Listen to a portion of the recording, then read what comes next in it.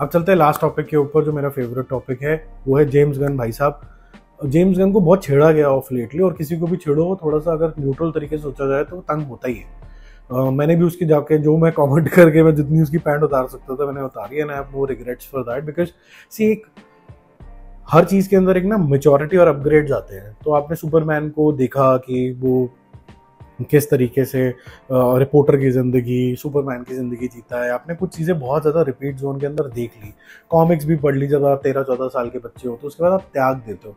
आप बोलते हो कि अगर मैं अब सुपरमैन को एज ग्रोन अप देखूंगा तो सुपरमैन के अंदर और वो ग्रोन अप वाले एट्रीब्यूट्स क्या आने चाहिए, ठीक है। प्लस अगर मैं सुपरमैन की डेफिनेशन लिखूंगा तो मेरे सुपरमैन के अंदर और बाकी आयरन मैन, स्पाइडरमैन के अंदर कुछ ऐसे एट्रीब्यूट्स होंगे जो अनमैचेबल होंगे, जो इसको डिस्टिंक्ट बनाएगा।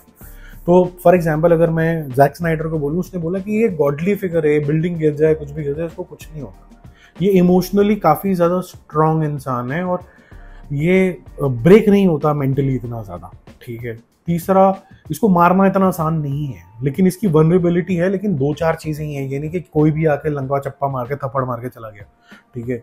जेम्स गन ने इस वनरेबिलिटी को बड़ा ग्लोरीफाई कर दिया कि जो आ रहा है, कभी बेचारे की आंखें लाल कर दी हैं, जैसे टीबी का मरीज हो, कभी कोई कुत्ता उसको घसीट के लेके जा रहा है, कभी कोई आके घूसे मार के उसको चला जाता है।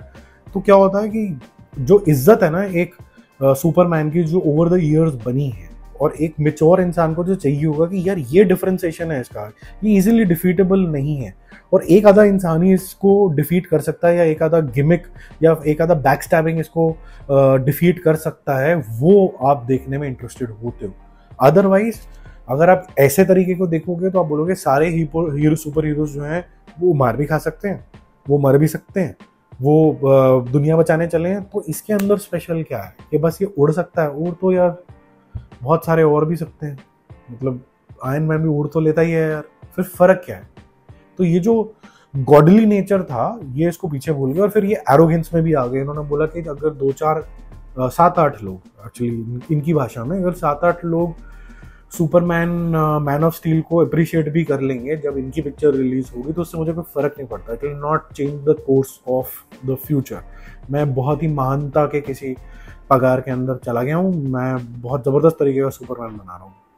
अभी तक जो देखा है, जो टीवी स्पॉट्स वगैरह भी आए हैं जो यूएस में रिलीज होते हैं और यहाँ पर फिर उसको सोशल मीडिया पे रिलीज किया जाता है, अभी तक मेरा जो पर्सनल मानना है कि ये जो सुपरमैन है ये पथेटिक है। आपको अच्छा लग सकता है, आपके जो भी रीजन रहे हो, लेकिन हम सिर्फ डिबेट कर रहे हैं। मेरे लिए पथेटिक है, आपके लिए वेरी गुड है, मैं एक्सेप्ट करता हूँ। आपके लिए वेरी गुड है, आपको भी एक्सेप्ट करना चाहिए। मेरे लिए मेरे रीजन की वजह से पथेटिक है।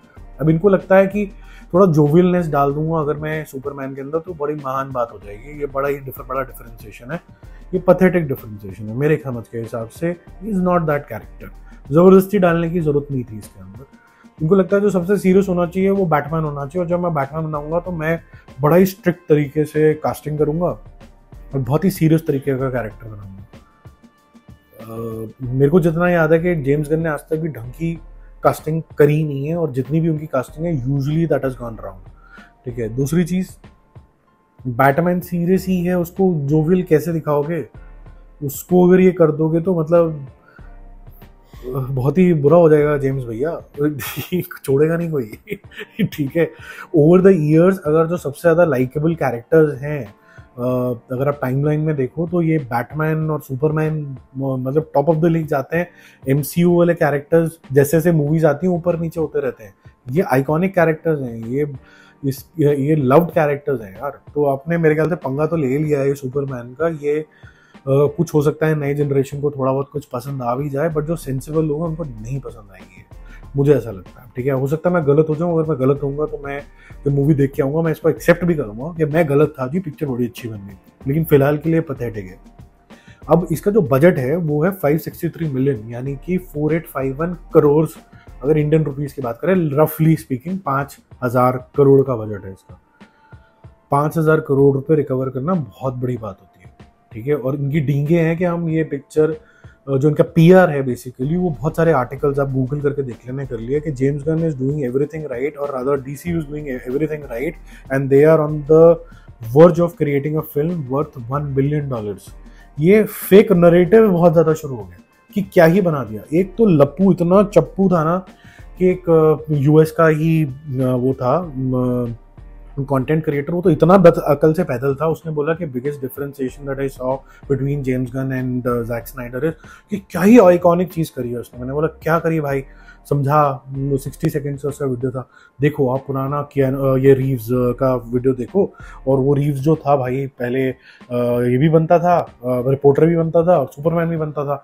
ये जो स्प्लिट पर्सनैलिटी थी ना, मतलब किस्म की, वो बड़ी ज़बरदस्त स्प्लिट पर्सनैलिटी थी, मतलब ऑल्टर ईगो जो थी वो भी बड़ी ज़बरदस्त लगती थी। इसके अंदर भी आपको ये देखने को मिलेगा कितना बढ़िया काम हो गया, ये डेविड कॉन्समेंट ने किया और ये कोई और एक्टर नहीं कर सकता था।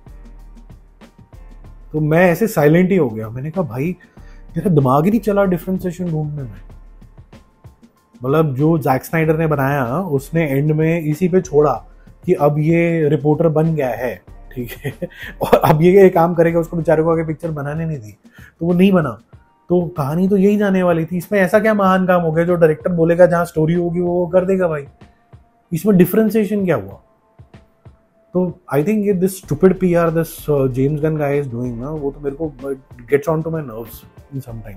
एनीवेज, इसको न्यूट्रल तरीके से ही देखेंगे, जब अपना पर्सनल लेवल का गुस्सा अलग रहता है कि अपने को कैसा कैरेक्टर पसंद है, लेकिन जब रिव्यू करने जाएंगे तो उसको उसी तरह नजरिए से देखेंगे कि हो सकता है कि जेम्स गन हमें सरप्राइज कर दे और बोले कि भाई ये वाला सुपरमैन देखो, और इसके अंदर जो नटखटपन है या फिर जो यंगर एलिमेंट है वो आपको बहुत अच्छा लगेगा। अगर लगेगा तो मैं आपको जरूर बताऊंगा, नहीं लगेगा तो भी बताऊंगा।